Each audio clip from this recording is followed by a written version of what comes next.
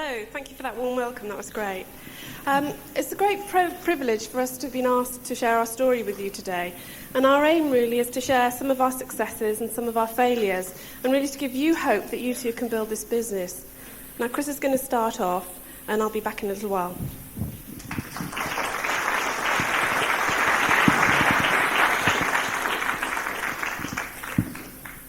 Hi. Well, it's a real, I can't see a thing out there. It's a real honour and a privilege always to be invited by Pat and Greta and Jerry Mandy to speak, and it's not a responsibility we take lightly. And it's quite a humbling experience, really, because we want to try and help at least one of you today just understand that this business is just a question of doing one step at a time, and you can actually achieve the things you want to be achieving. And I'm going to bring my notes up here because the light's up here. I'm going to stick closer to my notes, okay, because otherwise we'll be here all evening. And I still have to pinch myself every time I think how lucky and fortunate we are to have been sponsored into this business, but to be also with this team. And I think it's a very exciting time. This business is growing right now. We've had new diamonds being recognised just today, and that's just the beginning of a lot of growth in the next 2 or 3 years. And this business is moving on, and Anne and I would certainly like to add our congratulations to all those at new levels have been recognised today. It reminds me really of a story about the 3 little pigs. Have you heard that story? No? Well, you're going to hear it now. The story of the three little pigs. This chap had 3 little pigs, and they were little female pigs, sows, and he wanted to breed from them, have a pig family. And he went to a neighbouring farmer down the road a bit. He said, "Hey, Joe, would you mind if I brought my little sows over to, meet your male pig?" He's a boar, yeah. Farmer Joe said, "Yeah, no problem, bring him over." So he chucked him in the horse box, in the van rather, trundled across the farm, opened the gate, chucked him in the field with the boar, left him there all day, came back into the day, picked him up, opened the gate, put him in the van, all big, smiling faces, red, rosy cheeks, having a whale of a time, yeah. And he said to Farmer Joe, "How will I know whether they've taken, tomorrow or whenever?" And the Farmer Joe said, "Well, if you look out the window in the morning, if they're rolling in the grass, they haven't, and if they're rolling in the mud, they have." So he took them home, turned them off home. Early next morning, got up, out of bed, jumped to the window, looked out, and there they were rolling in the grass, untaken. Flipping heck.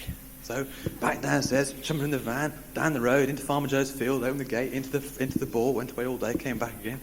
Big, happy, smiling faces, red, rosy cheeks, chilling back in the van. Took him home again, Next morning he had to go to market. And he had to go up before it was light. And he was at market and he suddenly thought, I wonder what they're doing, running in the grass or the mud. And he rang up his missus. He said, "Hey, look out the window, what are those piglets doing?"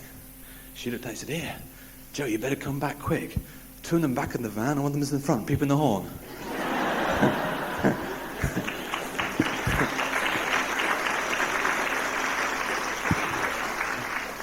And the moral of the story is, be excited about where you're going, It's quite emotional really for Anne and I today, because this function here at this Webington was the very first seminar that we came to. And I can remember we sat in the back corner there behind the pillar, so nobody would notice us, And it was a bit of a shock. I wondered what the heck we'd let ourselves in for. It wasn't what I'd expected at all. But the one thing that I remember from that day, from that very first function, was the new levels being recognised. People going across stage, people standing up at 3% and 6% and 9%. And on that day, today, we will look at the back of the recognitions and there are a lot of good-looking people, But that day, I remember there are a few ugly ones. And I can remember thinking, cool, if they can do it, surely we can. And that's the thing that I took away with us from that function. In telling our story today, we really just want to help one of you understand that with this business, with this team, you really can look forward with more certainty than in any other opportunity to your future. To the day when you will be able to wake up and have money left over after all the bills are being paid. To the day when you won't feel guilty going and spending £500 on yourself on a fashion shop in Bath or Bristol, come back home, have a fashion show at home. And the next day, take the kids out and see their faces when they dress up and you buy them new shoes. The day when will come when all your debts will be paid and the bank manager will send you Christmas cards rather than letters. Yeah? The day will come when you'll be able to give your mum and dad a cheque for £5,000 and tell them that it's spending money for a villa that you've booked for them. It's somewhere nice and warm, and here's the flight tickets. The day will come when you'll be able to throw a party for your wife on her last day of work. And then she'll maybe be able to throw a party for you when you decide that you've seen enough of all your friends at work. Yeah. The day will come when you'll fly off on a 6-week safari somewhere, maybe in Africa, and you fly out of Heathrow, flying south, looking down at the rain in February, yeah, and get there and realise that you enjoyed so much you want to stay another 3 weeks. That day will come. And if we can just help you understand that we are certainly nothing special up here today. We're just only speaking to you because of that tremendous system that we're all a part of. We've all got access to that system. We simply have to put one foot in front of the other and make a few mistakes along the way and try and keep doing the simple things. I had a great childhood, the great outdoors. My parents had a farm in Ethiopia, which they'd been working in farming for some 25 years. My dad worked hard, but we had a lot of fun too, camping, going on safari. Mum and Dad had spent a lifetime building up that farming business as a way of life. Overnight, it was taken away from them at gunpoint. There was a military coup in that country, and at 6 o'clock one morning, soldiers turned up and just walked them off the farm. I was at school in this country at the time, and following, Mum and Dad came back home to this country, and following an agonising period over what I wanted to do with my life, I decided to follow my dad's footsteps into agriculture and study for a degree at Reading University. And that's where I met my lovely wife, Anne. During that final year at university, I went through lots of job interviews and promised myself that whatever I did, I wouldn't get, and I wasn't going to get a 9-to-5 job. I didn't want to spend the next 30, 40 years working 9 to 5. Eventually, I did manage to get a job working as a beef specialist, working 8 to 6. Yeah. And company car, yeah, pension, broke.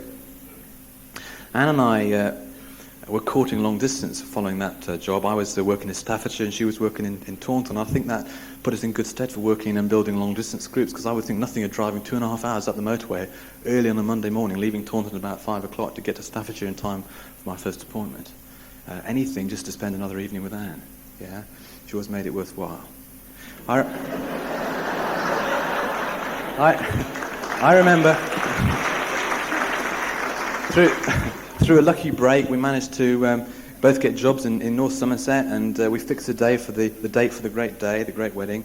And I hired a little cottage right on top of the Mendips, not very far from here, by the television mast. Any of you that know it, a very cold place. Yeah, and Anne and I spent 6 months just, we're going to pool our resources. I remember saying to Anne, love, now we're going to get married. We're going to have some lifestyle. We're going to be able to travel all over the world. We started looking at houses that we couldn't afford. Yeah. And 7 years later, we had a mortgage, 2 kids, and we were more broke than the day we got married. Career prospects was pretty good though. I was working for a farm consultancy business at the time, and I was prepared to sit and wait for promotion, but I might have to wait 5 years. And then of course there were no guarantees. The thing I noticed that my bosses were really not living in any different lifestyle than the one that we were living. They were still moaning about the cost of going on holiday or the cost of interest rates. And I suddenly started to see where we were heading. Looking around for other careers, I eventually decided to spend some £1,500 on a week of career counselling. That was just on me. Anne was great. That represented about 2 years' hard-earned savings. And she didn't flinch when I decided to invest it entirely on me. It made sense to me then, investing that amount, prospecting for a good job. And yet it's funny, in the early days of this business, we question whether it's worth spending £200 getting to a major function to learn how to develop financial freedom. Looks pretty dumb now, looking back, to invest £1,500 in a job, but we didn't know any better then.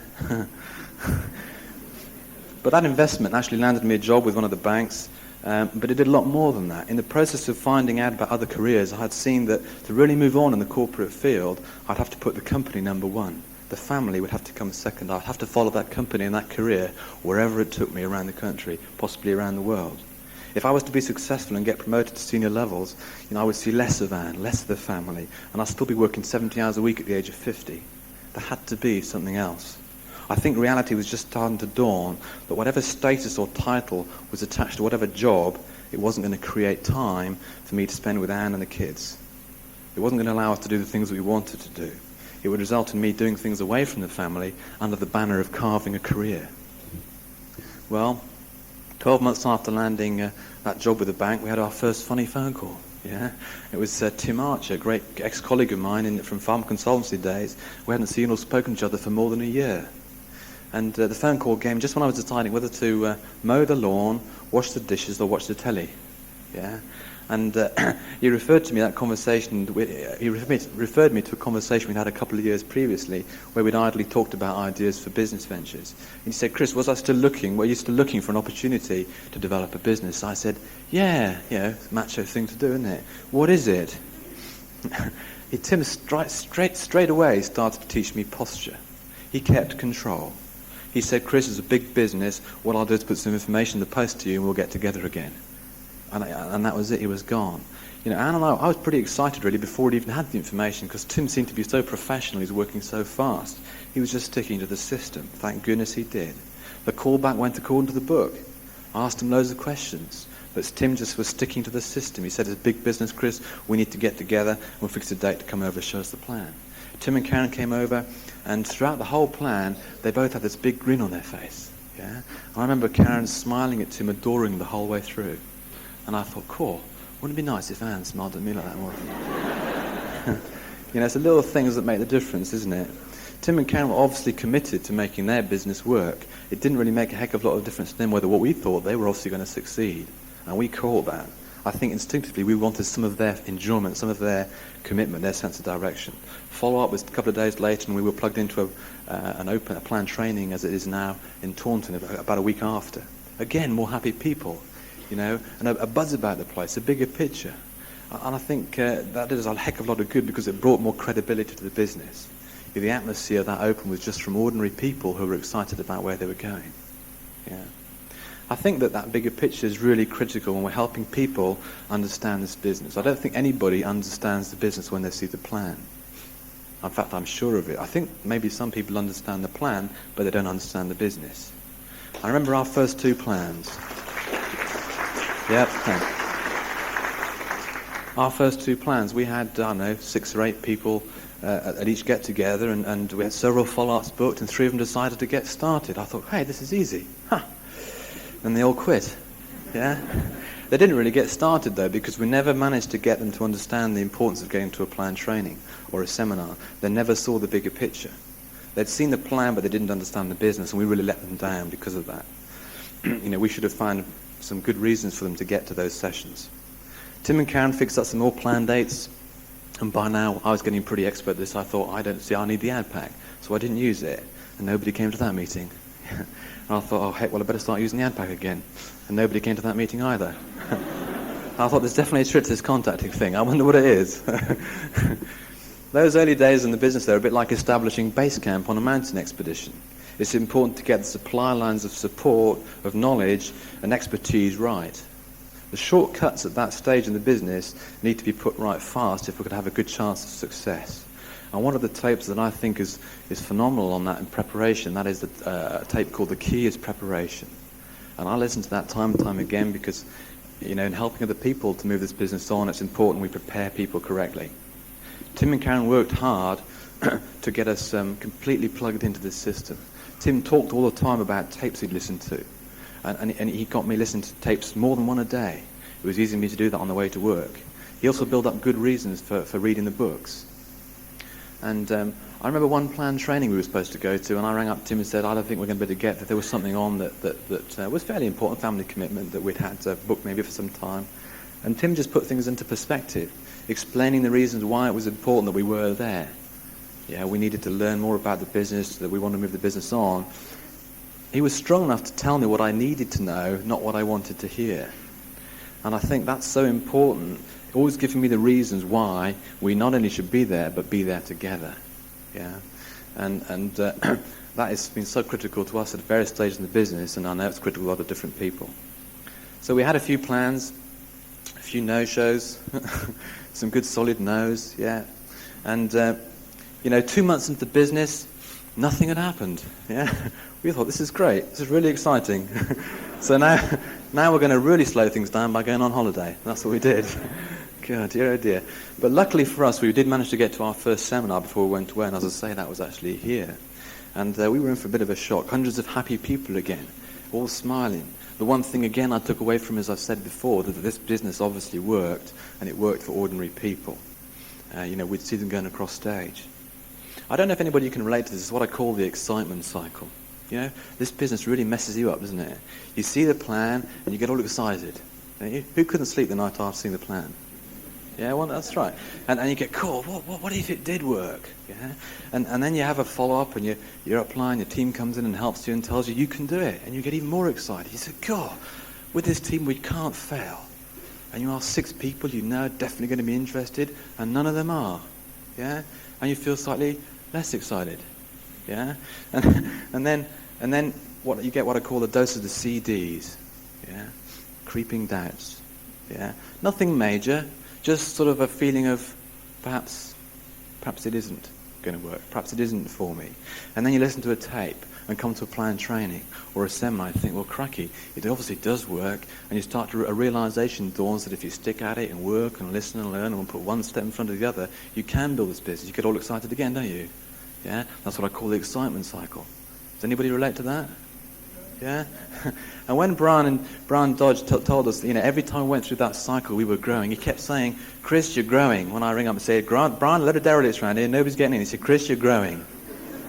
I thought, I don't know if I've been growing anymore. But that's what he meant. And when I started to understand that, I enjoyed the cycle. Every time we went round, we thought, whoopee, one more closer to the direct. Yeah? It's a question of how you look at it, isn't it? But the holiday that we went on gave us time for reflection, and that was dangerous. Because we realised that neither of us really knew how strongly each other felt. We weren't very good at talking to each other. And I started in my mind to rationalise, hey, we were doing okay. I was a banker in Brittany. We were on holiday in Brittany. Yeah, I'd forgotten conveniently that the only reason we could afford to be there was that Anne had been working part-time. Yeah, but isn't it funny how we rationalise ourselves to be Mr. Average very quickly? If enough other people are in the same position, then it must be okay. Okay, and that was pretty dangerous. I had this dilemma. You see, we'd had a few plans and a few no-shows, and my ego was being bashed up a bit. Yeah, but we'd also been to a seminar, and I knew the business worked. We'd listened to a phenomenal tape, a Bill O'Brien seminar, and I knew this business worked, and it gave me a little bit of an idea of how big it really was.